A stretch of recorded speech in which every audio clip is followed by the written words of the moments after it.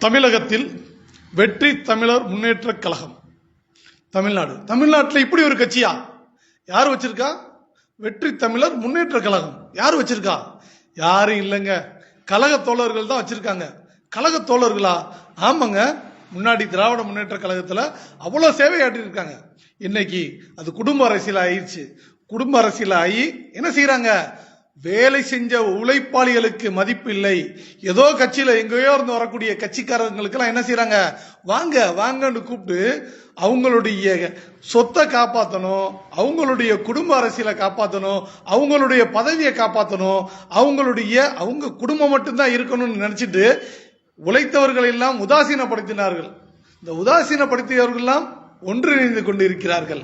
அதன் அடிப்படையில் உருவாக்கப்பட்டதுதான் வெற்றி தமிழர் முன்னேற்ற கழகம். வெற்றி தமிழர் முன்னேற்ற கழகம் செய்த சேவைகள் என்ன? பல்வேறு சேவைகளை செஞ்சுக்கிட்டு இருக்காங்க, ரைட்டுங்களா? அந்த சேவை செஞ்சவங்களை ஒதுக்கும் போது மக்களே வந்து ஏன் நீங்க தனியா நிக்க கூடாதுன்னு கேள்வி கேட்கிறாங்க. அதன் அடிப்படையில் உருவானதுதான் வெற்றி தமிழர் முன்னேற்ற கழகம். அதன் நிர்வாக தலைவர் தான் நம்மளுடைய ராதாகிருஷ்ணன் அவர்கள். அவங்க நிறைய சேவை செஞ்சிருக்காங்க. நம்ம சொல்லுவாங்க, தமிழகத்தில் உள்ள முதலமைச்சர் டீ கடை வச்சிருந்தாரு, பிரதமர் டீ கடை வச்சிருந்தாரு.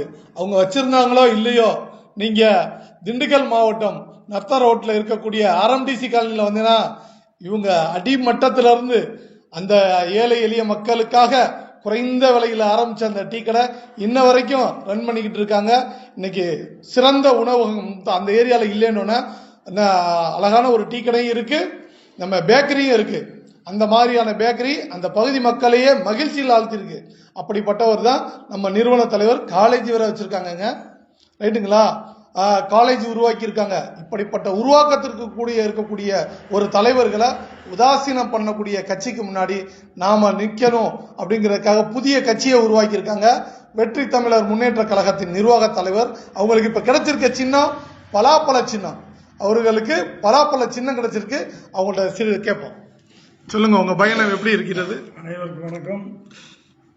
வெற்றி தமிழர் முன்னேற்ற கழகத்தின் சார்பில் இதை பார்த்து கொண்டிருக்கிற அனைவருக்கும் வணக்கத்தை தெரிவித்துக் கொண்டு, இந்த வெற்றி தமிழர் முன்னேற்ற கழகமானது வருகின்ற தேர்தலில் திண்டுக்கல் மற்றும் நத்தம் 2 தொகுதிகளையும் சொல்லிட்டு இருக்கோம். மற்றும் மாநிலம் முழுவதும் நமது கூட்டணி சார்பில் ஆட்களை கிட்டத்தட்ட ஒரு 25 மாவட்டங்களுக்கு 25 தொகுதியில் முதல் கட்டமாக வருகின்ற 25/3 நமது திண்டுக்கல் மணிக்குண்டு அருகில ஒரு மாபெரும் பொதுக்கூட்டத்தை நடத்துவதற்கு வெற்றி தமிழர் முன்னேற்ற கழகம் ஏற்பாடு செய்துள்ளது.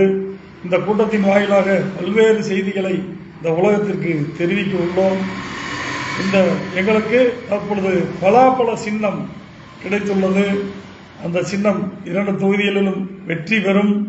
இந்த மக்களுக்கு சேவையாற்றுவதற்கு கண்டிப்பாக நாங்கள் பல்வேறு கீழ்மட்டத்திலிருந்து ஒவ்வொன்றா ஸ்டெப்பாக தான் வந்திருக்கோம். ஏன் எவ்வளவோ பேர் இருக்கப்ப நீங்க என்ன எம்எல்ஏ ஆகி புதுசாக செய்ய போறீங்க அப்படின்னு இருக்கலாம். இந்த திண்டுக்கல் மண் ஏகப்பட்ட இங்கே பல சாதனைகள் புரிந்த தியாக தலைவர்கள் நிறைந்த பூமி. அந்த பூமியிலிருந்து இந்த கட்சி உதயமாகி தமிழ்நாடு முழுவதும் சேவையாற்றுவதற்கு தயாராக உள்ளது. 25/3/2026 அன்று நடக்கக்கூடிய அந்த பொதுக்கூட்டத்திற்கு பொதுமக்களும் மற்றும் அனைத்து சகோதர சகோதரிகளும் கலந்து கொண்டு எங்களுக்கு பேராதரவு தந்து வெற்றி பெற செய்யுமாறு உங்களை அன்போடு கேட்டுக்கொள்கிறோம். நன்றி, வணக்கம். நமது சின்னம் நமது சின்னம் வெற்றியின் சின்னம் வெற்றி தமிழர் முன்னேற்ற கழகம்.